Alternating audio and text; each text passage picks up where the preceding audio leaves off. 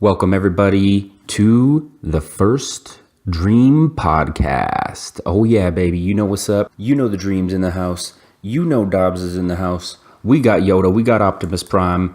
Today, we're here to talk about the Darth Maul comic set from Marvel. So it's the new set, one of 5 right here.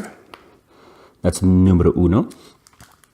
A pretty cool comic set. It actually takes place right before Episode 1. We're going to talk about the 5 set here. We're going to go over them. I'm going to tell you a little bit about what happens. And maybe you've read them, maybe you haven't. I'm going to give you my overall thoughts. So if you haven't read these and you do plan on them and you don't want spoilers, here's your chance right now. Get out.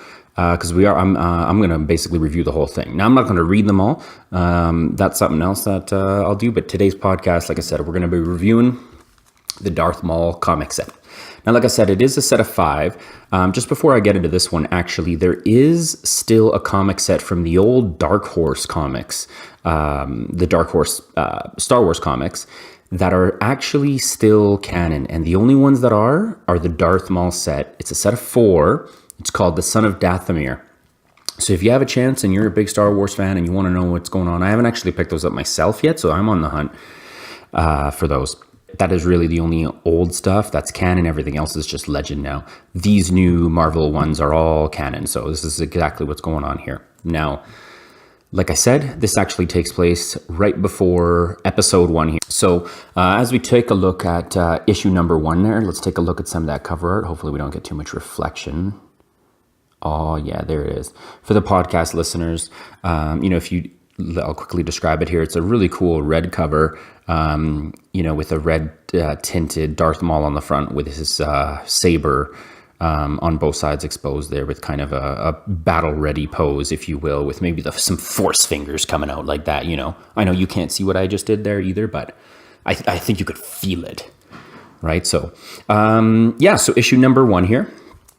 It actually starts off on like a marshy planet. It's called Toon Kiti. I think that's how you pronounce it. You're going to have to, cut me some slack here if I don't actually pronounce these exactly how they're supposed to be. For me, I probably don't even remember these. It's just for the hardcore fans that might be listening to this or watching this. I want to make sure that they know about those planets. For the general and casual Star Wars fan, you're probably going to be like, yeah, whatever, I don't really care. I just kind of want to know the story. So we're going to kind of, walk that fine line of that. So anyways, like I said, they start off on a marshy planet. It's called Toon Kiti. They're basically, Maul is hunting some Rathars. So he's got a group of hunters that he's with to help him, I guess, kind of flush out some of the Rathars. Now, at this point right here, Maul's not using a saber. He's got like a spear axe type thing that he's kind of going there. So it's right off the bat. We're going to cut to Coruscant. Afterwards, long story short right there is obviously he's going to kill those guys. So we cut to Coruscant. Maul's actually following some Jedis around, kind of like in the shadows type thing, right? So right after that, he's meeting with Sidious. Sidious is like, yo, dog, you got to stop that shit. Like, you can't be following Jedi around.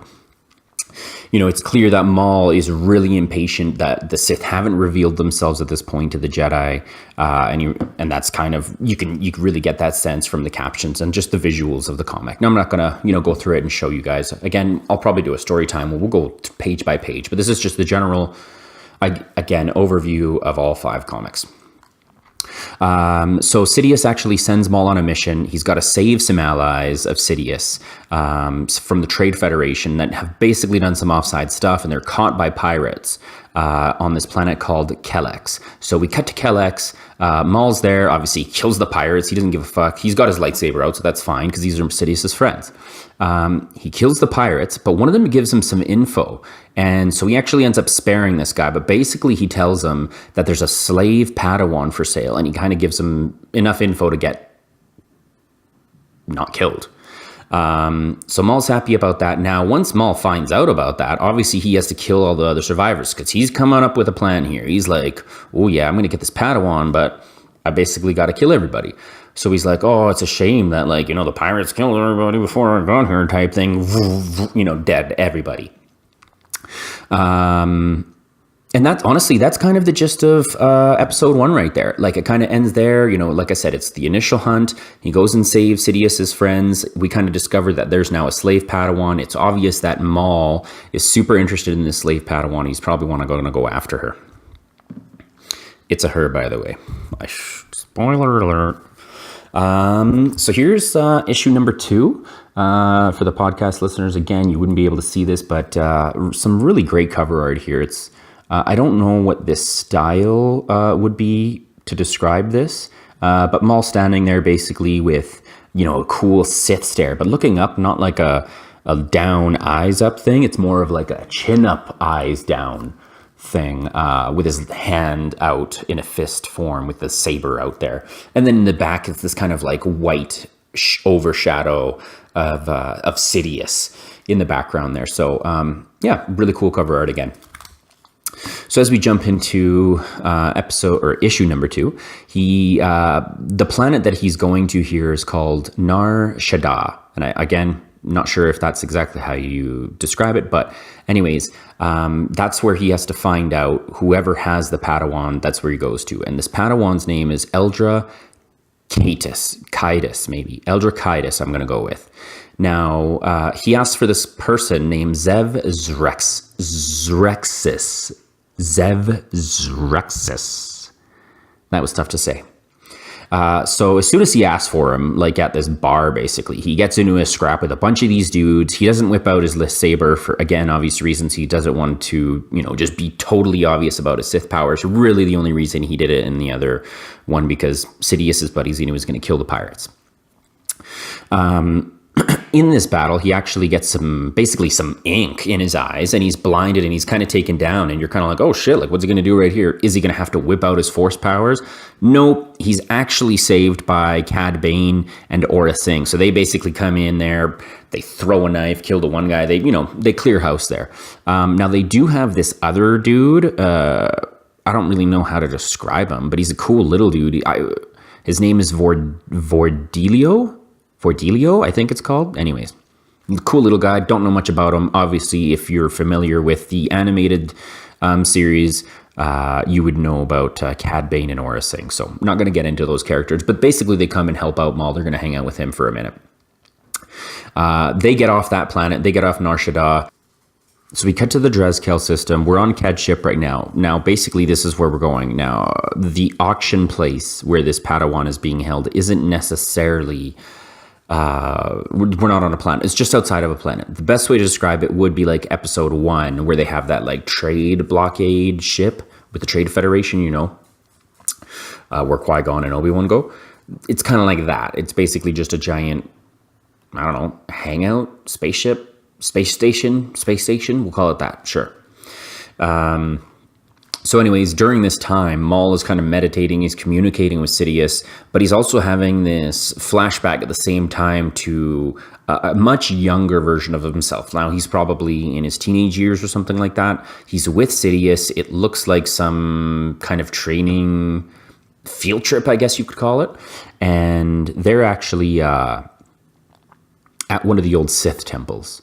Now, if you've watched Rebels at all, you'll know exactly which Sith temple I'm talking about. It's the Sith temple. So it was pretty cool that they, that those storylines kind of cross over, and not much. But I don't really want to give anything away for Rebels if you haven't seen it. If you know what I'm talking about, you know exactly how these two storylines kind of cross over. So it's cool. We just see a little bit of a flashback there to that Sith temple. And it's really interesting, actually, because Maul basically has this vision, or this apparition, or whatever you want to call it, of all the Jedi are all attacking him or whatever, and he kind of gets fueled by rage, and he's like, no, I'll save all the Sith or whatever, and his hands get chopped off, and he feels helpless or whatever. And at that point, he's also feeling like he needs to gain revenge for all of the Sith, all the fallen Sith, and basically against all the Jedi. Sidious at this point kind of says that, the Sith were trying to live in peace and harmony, and the Jedi came just because the Sith were different, and the Jedi didn't understand their ways, and that's basically why they came and killed them all. So anyways, right after that, we actually cut to the auction. there's basically, kind of just a quick interaction there with the place. It's really nothing special. We'll kind of fast forward a little bit there. And now Maul has decided to kind of take a little sneak peek, if you will, at this Padawan, which is obviously not supposed to happen. So he goes there, and that's basically it right there. Like, that's the end of issue 2. We're going to get into issue number 3. So another just real cool cover art there for the podcast listeners. It's basically a scene where Maul is the main figure there. He's got his hood on. He's basically arm out at the hip, kind of in a fist with his lightsaber in hand. We've got Aura Singh to the right of him with her sniper rifle out. We've got Cad Bane to the left, looking very bounty hunter-ish. And then we've got his little friend Vordelio. And I guess what you could say is he's kind of like an elephant mosquito little creature type thing. This guy right here if you're watching. And then there is this other little guy. I really didn't actually cover him. We do meet him. It's more of in a little spot where they're interrogating a droid. Wasn't really that great. It was just kind of some filler for the comic, so I didn't really cover it. But I believe his name is like Tuk Trek something. I don't know, man. Anyways, to be honest, he's really not that important. So as we get into issue 3 here, Maul's with the Padawan. He's basically outside of her cell. There's like a laser beam, like a laser force shield cell type thing. Obviously, it's not bars or anything like that. Not that would be weird because apparently, Last Jedi bars, whatever. Anyways, he takes out a saber. At this point, he kind of starts, making contact with the force field that is the cell. Zev Zrexis, the auctioneer purse chick, comes and basically kind of catches Maul just hanging out, trying to mess around with the Padawan, with Eldra. Now, she doesn't see like the lightsaber or anything like that. She just kind of like, what are you doing here, basically? And he's like, yeah, I'm like just checking stuff out. Right. So they kind of chat about that a little bit. She basically is like, don't worry, I won't tell anybody. If you don't tell anybody, because this doesn't look good for either of us. So we cut to the actual auction part. A group of buyers go ahead and purchase the Padawan. Maul kind of already foresees this. He kind of takes out their ship. He ends up intercepting them, steals the Padawan before they even get off this space station.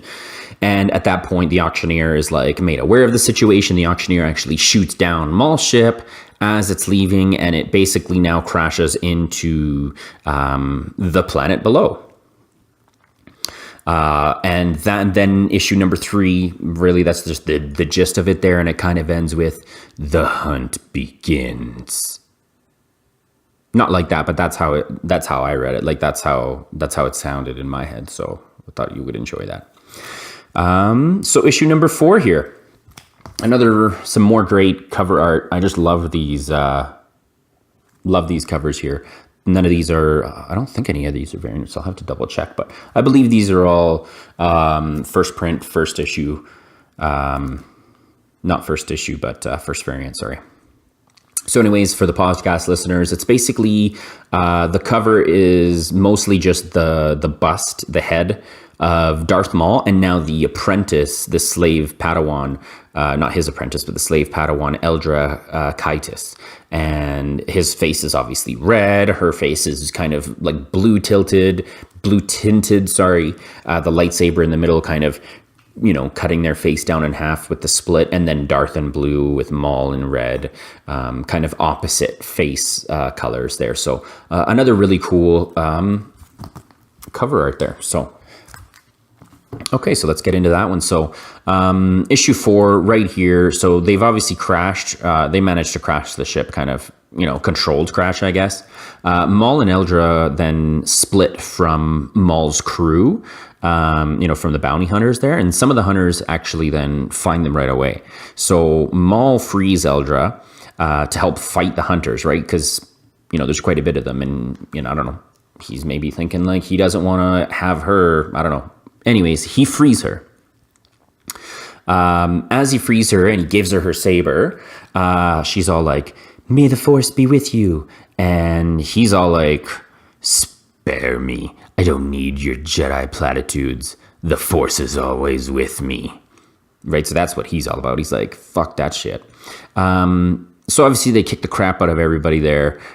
They talk while they're walking right after, and Eldra asks, she's like, what are you afraid of? And Maul doesn't really answer, for example, necessarily. He just kind of now starts thinking, and he's thinking about the fight, and he's like, you know what, maybe she could like turn to the dark side, maybe. That might be interesting. Anyways, he's like, yeah, you're gonna turn. And like Eldra's like, I'm not gonna give in to the dark side, like that's not happening. And sabers draw. Right, so now it's finally time for the battle. A little bit of a Dragon Ball Z kind of build up into this final battle here. So obviously there is more stuff. There's some fillers. You obviously learn about some characters, some other characters come through. But eventually it is really all coming down to issue number 5, which is the final battle. And so here we take a look at the cover for issue number 5. Great cover art once again. All very dark. This is obviously not very bright cover art with being a Sith comic here. But it's basically Maul and Eldra now in the actual clash. Very just black background, basically. And in this moment, it is one of those ground saber clashes, right? So it looks like they've probably started up here and kind of turned to the bottom, and now they're kind of held in position, and you can just tell that the sabers are going crackling and just crack. I don't know what those noises were in the middle. I apologize for that. Anyways, so issue number 5, here we go for the finale. So the fight begins, lightsaber. So Maul notes as the sabers clash, they start crackling. It's like the first time that his sabers actually clashed with another saber. So that's kind of interesting, because you would think that at some point during his training with Sidious that he would have, he's probably had some saber training and maybe some staff training or some sword training or something like that. But it seems like he didn't have saber on saber training with Sidious, which is kind of interesting. Now, that would just, maybe you're just assuming that like Sidious, he was already powerful in physical combat. So there was kind of no reason to then improve on that, because the potential of him now overthrowing him just based on physical combat could have been there, much like Mace Windu kind of overpowered him in that sense. Who knows, if Sidious actually did get overpowered or he let up, whatever. We're not going to get into that right now. Anyways, we actually cut to Maul's bounty hunter crew. So they're stealing the ship that the other people came in, Zev's Rexus's crew came in on. So they're basically, now they've stolen the ship. Maul lands the first blow. He thinks right away, damn, it's over. Like, I thought I was going to get a little more fight. Now while he's disappointed with her combat ability, he's kind of actually impressed by her spirit. Boom, boom, boom. He lands another blow. He's like starting to think, well, maybe I could turn her. And then he's thinking, well, if she's got good spirit, like I could teach her how to fight, right? So she's like, damn, what am I going to do? She like throws her lightsaber right above him. There's like a rock face chilling right there. It all collapses right on top of him. Maul goes down under the rocks. Eldra's like, yeah, I won this. Now she thinks it's over, which of course it's not. Maul bursts out of the rock pile, immediately strikes her right through the chest with his saber. Just one motion, just bam, right through. Right away, he's just like, I killed my first Jedi. There's definitely seems to be some part of satisfaction. Maybe it's just in the moment, but he's definitely like stoked about it. Like yeah, I did it. That's pretty much it. Gets back on the ship, goes back up to that space station there where the auctioneer Zev Zrexis was. And sorry, I have a tough time saying that name, where she was, and he goes and basically just cleans house, makes sure that there's no evidence left that this whole event even took place. So he kills everybody. That's pretty much it. We cut back to Maul now. He's on Coruscant. He's hanging out with Sidious, and Sidious is all like asking him if he's satisfied, and Maul's all like, how you know about that? Like, he's definitely surprised that Sidious has any idea about any of this. Now, Sidious just lets him know it's actually was his plan the whole time. So it was his doing. He had planned it out. he didn't care if Maul killed his friends at the end. He actually just wanted Maul to go get those bits of information, follow the kind of trail, go, confront his first Jedi, and probably go kill them, right? So, and he knew that he would also cover up his tracks in the wake of all of this. So I guess he wasn't worried about it. But Sidious is totally cool with it. Like, he's chill. He's like, he basically actually just lets Maul know that this is kind of expected. It's like the way of the Sith. If he was always just listening to what he was supposed to do, wouldn't really be Sith-like, right? So there's definitely got to be some of that. So it's kind of like, give some props.